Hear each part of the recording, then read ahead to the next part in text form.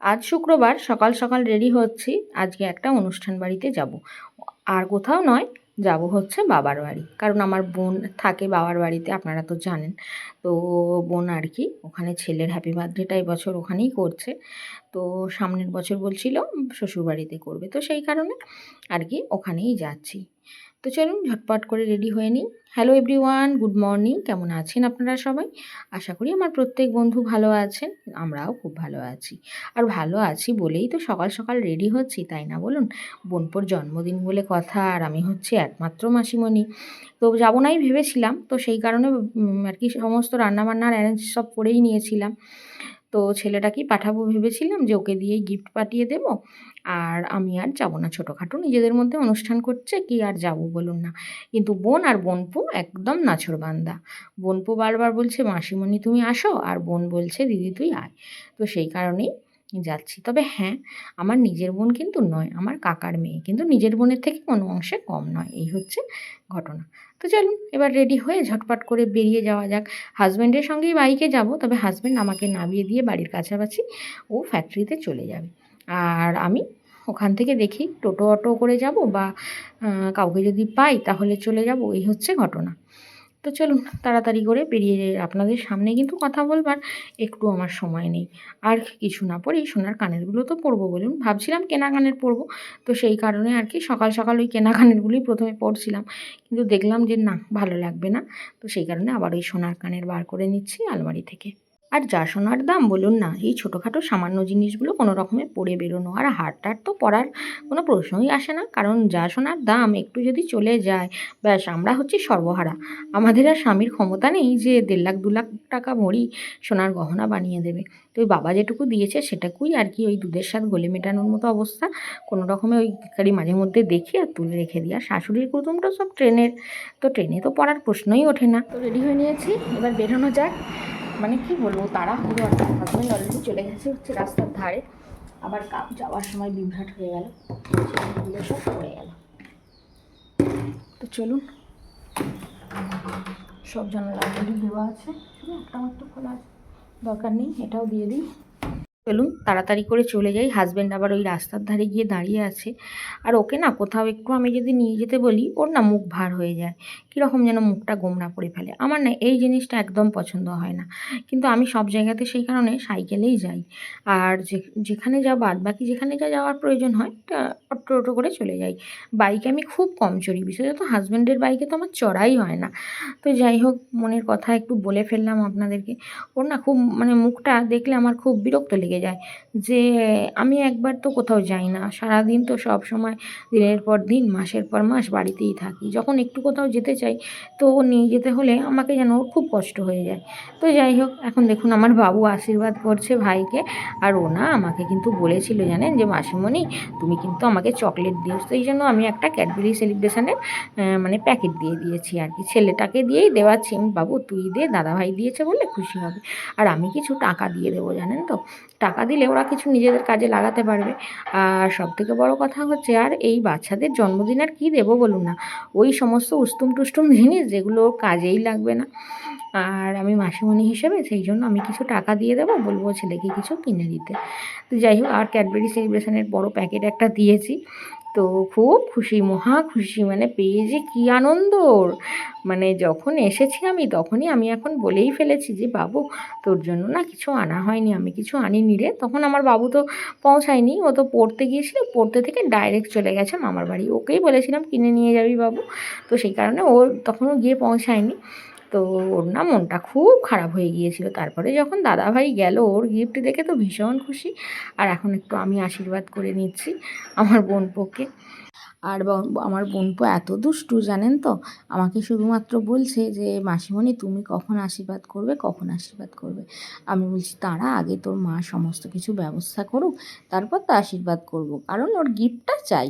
ওই যে ক্যাডবেরি সেলিব্রেশনের যে প্যাকেটটা, ওটা কিন্তু ওর চাই। আর আমি মাসিমণিও তো সেরকম কোনো বড়সড় ব্যক্তি নয় যে অনেক হেভি কিছু দিতে পারবো। ওই হালকা আমার যতটুকু সামর্থ্য ততটুকুই দিচ্ছি বোনপোকে। তো পরে যদি ঈশ্বর কোনো দিন দিন দেন তখন ভালো কিছু দেব, তাই না বলুন? তো ওই যে দই খাইয়ে দিলাম একটু, আর ওদের নাকি 5 বছর না হলে বাচ্চাকে পায়েস দিয়ে খাওয়াতে নেই। তো সেই কারণে ও বোনের শাশুড়ি মা বারণ করেছেন। তো সেই কারণে আর কি পায়েস রান্না করেনি আর কি। আর আমি দিয়ে দিয়েছি টাকা। তো ওই টাকাটাই আর কি রেখে দিল। ও খুব খুশি, মহা খুশি। তো আর ক্যাডবেরি আর এই যে কাকিমা আমার আসছে, কাকিমার পায়ের সমস্যা, কাকিমা বেলপুরে কোনো রকমে আসছে, মানে একটা কাকিমা এত বড় চকলেট আনছে ফুলদিদা। তো ও শুধু বাচ্চাটা শুধু বারে বারে সবাইকে বলছে তোমরা যখন আশীর্বাদ করবে আমার গিফটটা আগে আগে দিয়ে দাও। তো দেখুন বাচ্চাদের এটাই তো মজা, এটাই তো আনন্দ। আমার আর একটা ভাইঝি, আমার অনেকগুলো ভাইঝি, 3টে ভাইঝি, একটা বোন। আমার বাপের বাড়ি হচ্ছে যৌথ পরিবার, তো সবাই আছে একসঙ্গে। আমার বাবা কাকারা বেশ কয়েকজন মারা গেছেন। তো আমার বাবারা হচ্ছে 7 ভাই, 7 ভাইয়ের মধ্যে 4 জন চলে গেছেন, 3 জন আছেন। তো এই আর কি। আর আমার কাকিমা এখন আশীর্বাদ করছে। কাকিমা হাঁটাচলা করতেই একদম পারে না, কোনো রকমে এসেছেন আশীর্বাদটুকু করতে। আমার মায়েরাই সমস্ত রান্নাবান্না করে কাকিমাদেরকে দেয় আর কি। তা না হলে কাকিমার তো দাঁড়িয়ে রান্না করবার মতো পজিশান নেই, কাকিমার পায়ের অবস্থা এতই খারাপ। তো কাকিমাকে নিয়ে ট্রান্সপারেন্ট করতে হবে, তো সেই জন্য ট্রিটমেন্ট চলছে আর কি। তো এই যে গিফট পেয়ে আমার বোনপো দেখুন মহা খুশি, মহা আনন্দ ওর। আসবি, অসুবিধে কি আছে, কোনো সমস্যা নেই, আসবি। হ্যাঁ হ্যাঁ আসবি, আসবি, ঠিক আছে। হ্যাঁ রাখছি। হ্যাঁ হ্যাঁ প্রদীপটা একটু সরিয়ে দাও। ধান দুব্বো মাথায় দাও। অতগুলো না, অল্প অল্প, দুটো দিন। ভাইকে এই বলে আশীর্বাদ কর যেন বেশি বেশি ভাই দুষ্টুমি করতে পারে, বেশি বেশি তোদেরকে বেশি মারতে পারে। বেশি বেশি যেন দুষ্টুমি করতে পারে, বেশি বেশি যেন খেলনা ভেঙে দিতে পারে। তারপর আর কি কি করে বদমাইশি।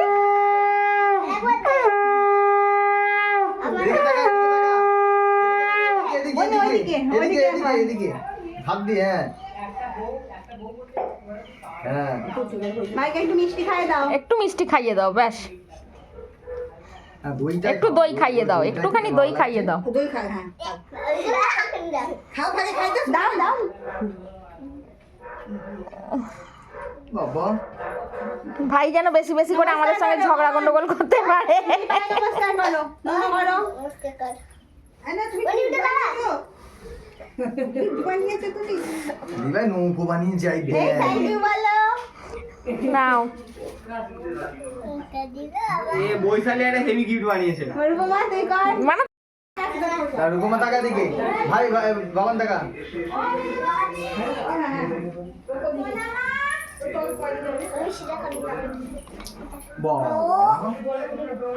সুন্দর সুন্দর গিফট। হ্যাঁ ওটা ছোট দিদি ভাইয়ের, মেজ দিদি ভাইয়ের হাতে দেবে, মেজ দিদি ভাই ভাইকে দেবে।